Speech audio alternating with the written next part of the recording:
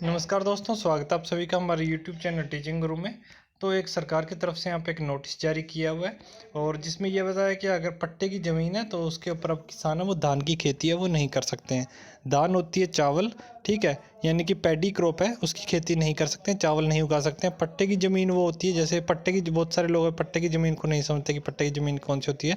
जो सरकारी ज़मीन होती है, जैसे कि आप गाँव में रहते हैं तो गाँव में जो सरकारी ज़मीन है, जो सरपंच बनता है उसके हिस्से जो सरकारी ज़मीन आती है वो पट्टे की ज़मीन कहलाती है।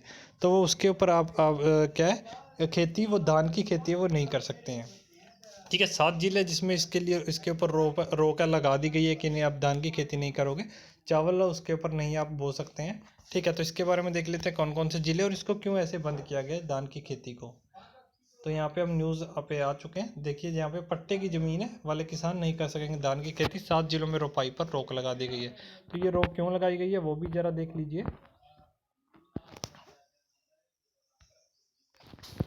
जिले देख लेते हैं कि यहाँ पे कौन कौन से जो ब्लॉक है वो किए गए हैं और क्यों ऐसे किया गया है। तो हरियाणा सरकार ने 7 जिलों में पट्टे पर ज़मीन लेकर खेती करने वाले किसानों के लिए धान की रोपाई करने पर रोक है वो लगा दी गई है। तो सरकार ने फैसला भूमिगत स्तर जल स्तर पर लगातार आ रही गिरावट के चलते लिया है। तो आपको पता ही होगा कि जैसे कि जो धान की खेती करते हैं तो उसमें धान को उगाने के लिए बहुत सारे जो पानी की उसकी ज़रूरत पड़ती है। तो इससे क्या हो रहा है, जो बोरवेल है वो भी नीचे जा रही है। पानी है वो अब 2-3 पाइप अलग से उसमें डालने पड़ रहे हैं निकाल, तो जिससे पानी नीचे चला गया और तो जो सुसुसी की वजह से ये कहा गया है।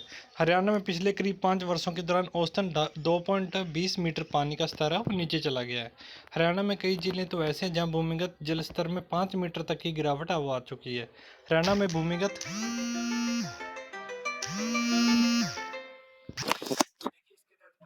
50,000 हेक्टेयर का मक्का, अरहर, जवार, तिल, मूंग, कपास, तिल आदि की जो पैदावार का लक्ष्य रखा गया था।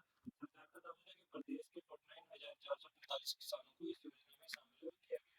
इस साल सरकार ने इस योजना के दायरे बढ़ाकर 1 लाख हेक्टेयर तक कर दिए। हरियाणा के में करनाल, कैथल, जींद, कुरुक्षेत्र, अंबाला, यमुनानगर, सोनीपत आदि ऐसे जिले जहाँ धान की पैदावार अधिक होती है। इनमें से कई जिलों में किसानों द्वारा ऐसी किस्म की पैदावार की जाती है जो कम समय में अधिक पैदावार तो देती है, लेकिन पानी की खपत बहुत होती है।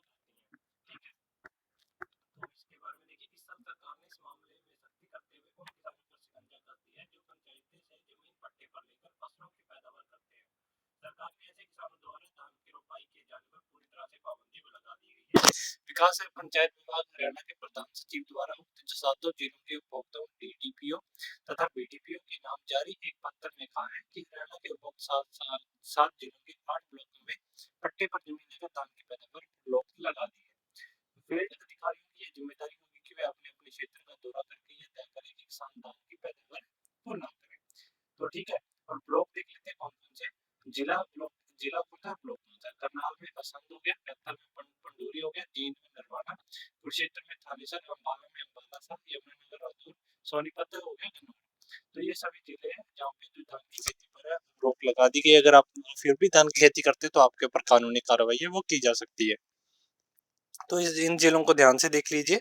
और इन जिलों में अगर आप रहते हैं तो यहाँ पे पट्टे की जमीन ले रखी है तो यहाँ पे बिल्कुल ही धान की खेती वो करना मना है। बाकी जिलों में भी अभी पंजाब में भी अभी बहुत सारे जिले जिनको धान की खेती, वैसे तो पूरी सेंटर में बोला गया कि धान की खेती को कम किया जाए क्योंकि इससे जो पानी की खपत है वो बहुत ज्यादा हो रही है और भूमिगत है वो भी अब नीचे गिरता जा रहा है। तो आपको ये जानकारी अच्छी लगी तो वीडियो को जरूर लाइक कीजिएगा और पहली बार चैनल पर है तो चैनल को सब्सक्राइब कर लीजिए। धन्यवाद वीडियो देखने के लिए।